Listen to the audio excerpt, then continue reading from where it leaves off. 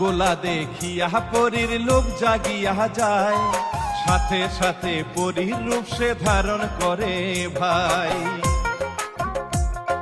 মামুনের মাথার উপরে রইয়াছে পরী, ওরে মজা কইরা পরী হাইরে আম খাইতেছে হাসি হাসি।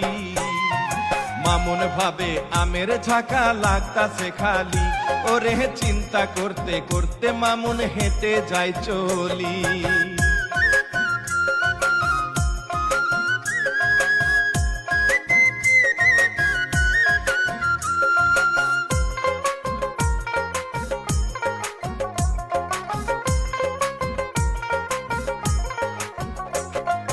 আমের ঝাঁকা যখন মামুন মাটিতে নামায়, চেয়ে দেখে ঝাঁকার ভিতরে কোনো যে আম নাই।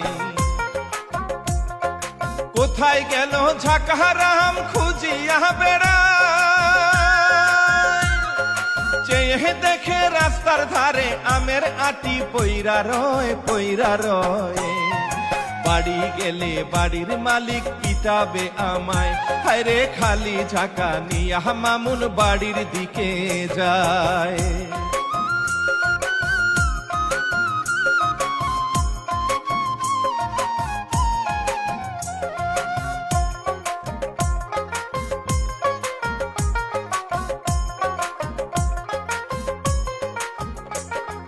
বন্দী হইয়া রইছে হায়রে ললনা পরি, তাহার কাছে যাইয়া জিনে দেয় কত ঝাড়ি।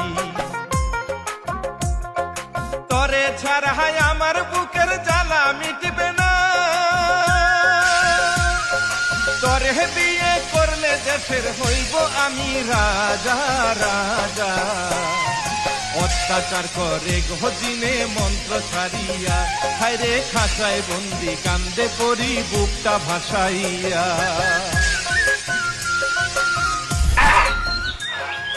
ললনা করি, তুই এখনই রাজি হয়ে যা, আর রাজি না হলে তোর দুর্গতি আছে। না, কোনো দিনই না।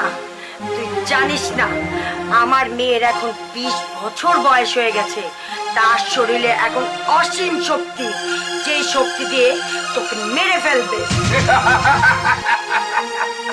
তোর মেয়ে, তোর মেয়ে আমার কিছু করতে পারবে না। তোর মেয়ের হাতে আমার মৃত্যু হবে না, আমার মৃত্যু ওই মানব সন্তানের হাতে হবে যার কপালে